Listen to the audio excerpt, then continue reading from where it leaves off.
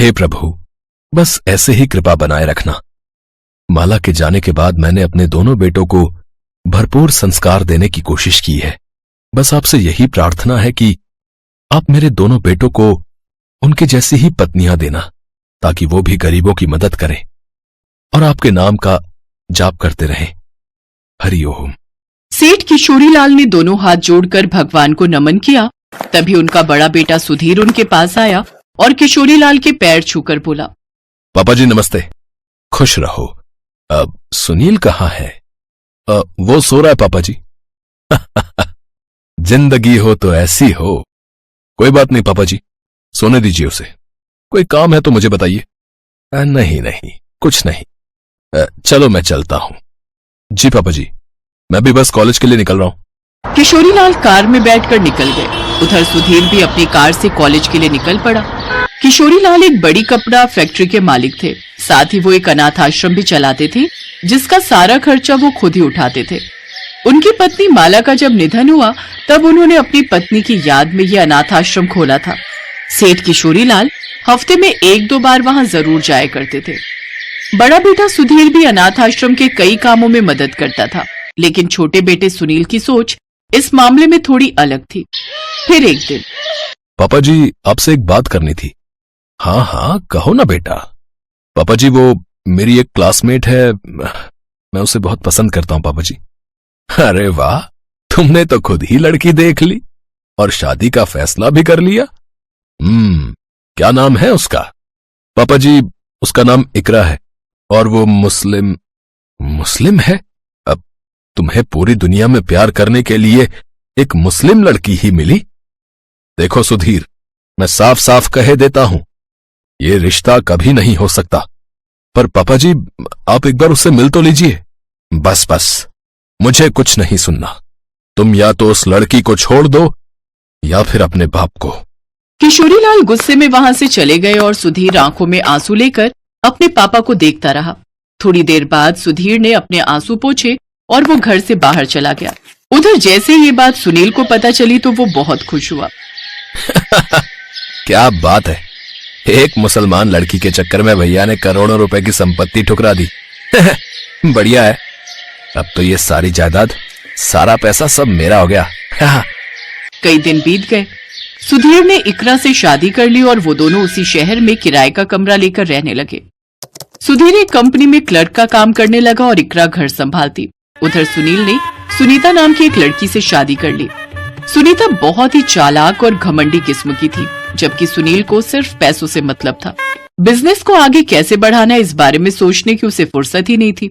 दूसरी तरफ किशोरीलाल बुजुर्ग होते जा रहे थे। कामकाज का बोझ अब उनसे संभाला नहीं जा रहा था।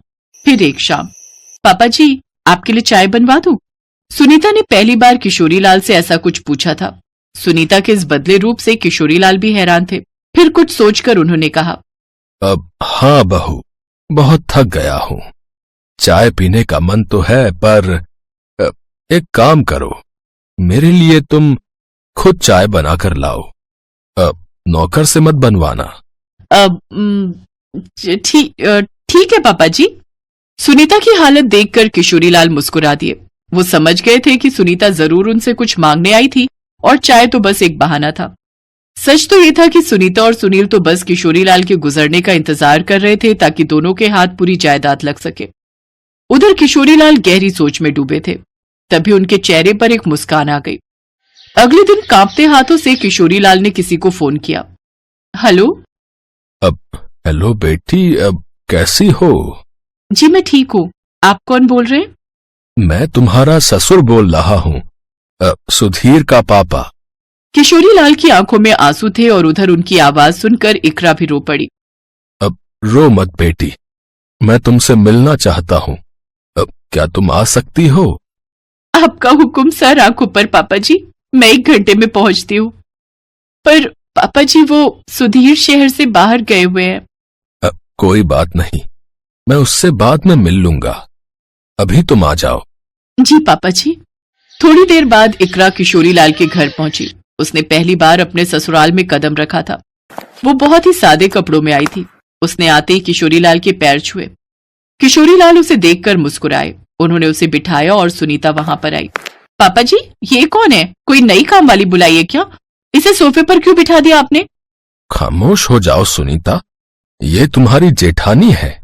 ओ अच्छा, तो ये है वो हूर परी जिसके चक्कर में जेठ जी घर छोड़कर चले गए। सुनीता की इस बात पर वहां खामोशी छा गई। इकरा ने अपनी निगाहें नीची कर ली। तभी किशोरी लाल ने खांसते हुए कहा, देखो, तुम दोनों मेरी बहू हो और आज तक मैंने तुम दोनों को कोई उपहार नहीं दिया। अब नया साल शुरू होने वाला है तो मुझे लगा कि तुम दोनों को कुछ ना कुछ देना चाहिए। पता नहीं मैं अगले साल तक रहूं भी या नहीं। तो ये लो, ये 2 लिफाफे हैं, इनमें 1-1 लाख रुपए हैं।